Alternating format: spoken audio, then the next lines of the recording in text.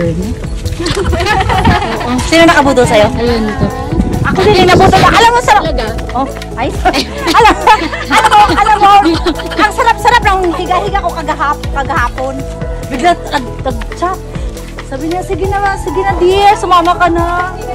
Ay, kawasaw-wasaw ko pasama ko sa Karamuan. Sumama ka. Wala ko pera eh. Sabi naman, mangutang ka muna sa anak mo. Nautang tuloy ako. Oo. Kasama ko na naman yung friend ko na si Berna. Uy, ang ganda nga pala talaga dito, no? Parang kurun lang.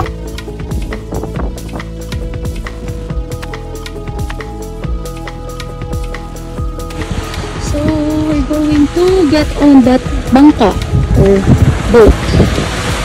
Bigger boat, as they call it. We're here in Caramoan. We have a very sunny weather today.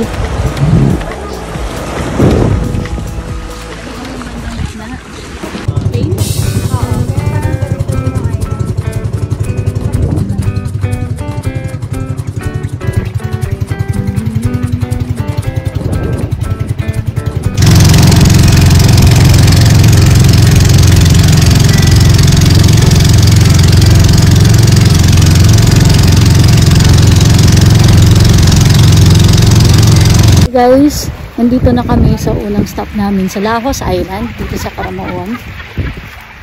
Wala masyadong tao. So, solo namin. Almost. Sabi nung Kuya Gar, dito sa kabila, other side, may mga magandang views para makapag-picture. White sand dito. Parang yung mga limestones niya, similar to Palawan. I'll try to fly my drone dito para makakuha ng ng aerial view, aerial shot.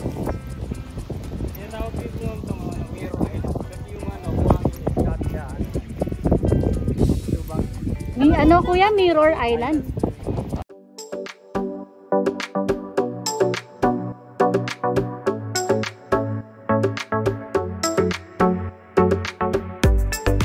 So guys, dito kami sa second stop namin sa Matukad Island. Ito daw yung isa sa magandang island dito sa Caramoan. And may mga nagtitinda dito ng halo-halo, ng buko juice. Ano pa kuya mga iba nilang tinda? Yun na po ma'am. Halo-halo.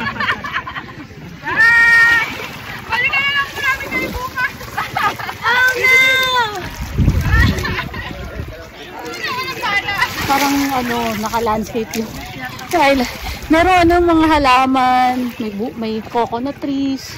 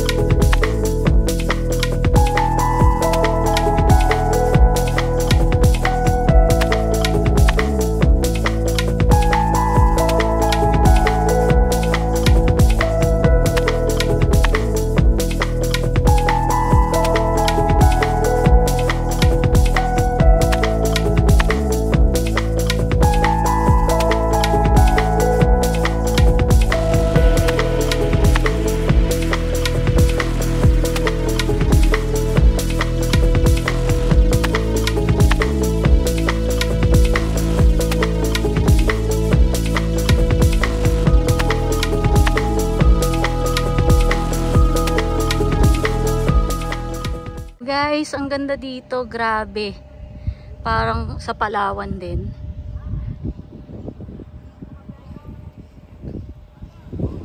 Kita nyo naman. So guys, nandito kami sa Matukad Island. Anong name mo kuya? Kuya Jerry. Si Kuya Jerry po ang aming poging guide dito sa Caramoan. Islands, group of islands ba yung Caramoan? Yes ma'am. Okay. Tapos kuya, anong makikita dito sa Caramoan? Ano yung mga pwede mong ma-promote sa ating mga viewers? Marami ma'am, marami tayong mga islands. Tsaka meron din tayong mga rock formation. And then meron din tayong Malabatanes na tanawin, which is the lighthouse. And then yung land tour, yung sa church. Gaano katagal na yung church na yun, kuya? Almost 400 years. 400 years. Yung mga Spanish ba yung nagtayo nun? Yes po, ma'am. Oh, Yung mga I see. Spanish. Tapos kuya, ano yung salita nyo dito? Bicol, ma'am. Bicolano. Ano yun? Parang napansin ko, halong waray. May waray eh. Parang ano eh. Opo, ma'am. Bisaya din Bisaya tsaka Bicol. Oo. Tapos ano yung isla na una natin pinuntahan? Yung isla po, ma'am, na una natin pinuntahan, yun po yung Lahos Island. Lahos Island, oo. Or kilala sa, mas tawag na Mirror Island. Mirror Island. Bakit siya tinawag na Mirror Island? Kasi ma'am, sa kabilaan yung parang salamin yung salamin yung background ng niya, ng buhangin, kabilaan. Kabilaan, oo. So ayun guys, pag galing kayo sa Manila, bali aabutin kayo ng ng 14 to 15 hours yung land trip. Oo, nag-van kasi kami, nag-joiner kami sa organizer.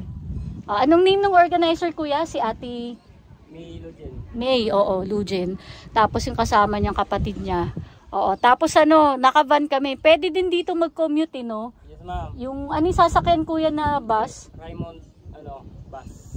Tapos, ano yung route? Route niya is Karamuan to Alabang, and Alabang to Karamuan. I see. Walang sa Cubao? Meron din, ma'am. Kaso ibang na yun, ibang bus na. Oh, magkano yung bayad sa ganun, kuya? Almost 1,000 plus po yung fare niya. Balikan na yun. Per head papunta pa lang. So maganda nga talaga, guys. Group tour na lang para mas makatipid, no, kuya?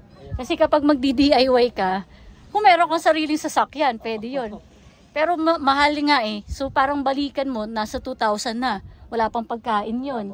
Pero kapag group tour, syempre, sa group tour naman, may quota. O like for example, dapat maka-10 pataas yung tao. Para hindi sayang naman hindi lugi yung organizer. Ay guys, nakita nyo meron dong rainbow. Ewan ko kung makikita dito, pero ayun, merong rainbow. So ayun, see you guys later. Bye!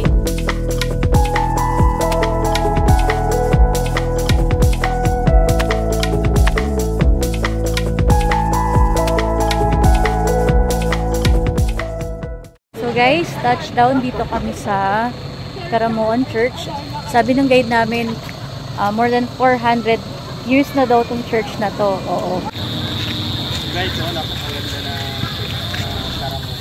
Karamuan Church. Sabi ng guide namin, more than 400 years na daw. So hanapin namin yung brief history niya. Meron mang marker dito. Oo. So Sunday kasi ngayon kaya may misa.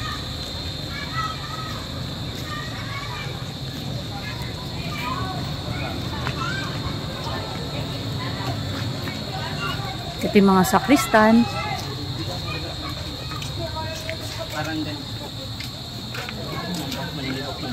Guys, ito. Pictorial. Wala kaming nahanap na marker that, explains the history of this church. Oo. Wala si Madam Berna, oh. Sige na, pila.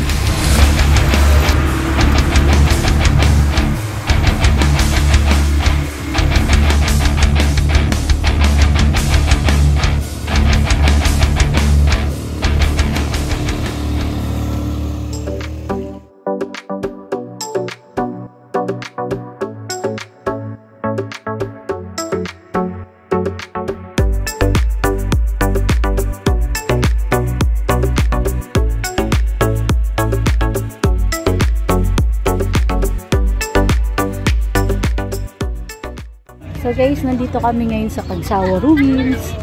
Medyo time check tayo, 8:38 na. So si Mayon, natatabunan na ng ulap. Ayun yung Kagsawa Ruins. Wala, hindi na makita si Mayon eh. Ay, tago nga. Tago na. Kasi dapat daw, pag gusto mo makita si Mayon, maaga. Pero nakita namin kanina nung nag-ATV kami. Wala ka na pwede.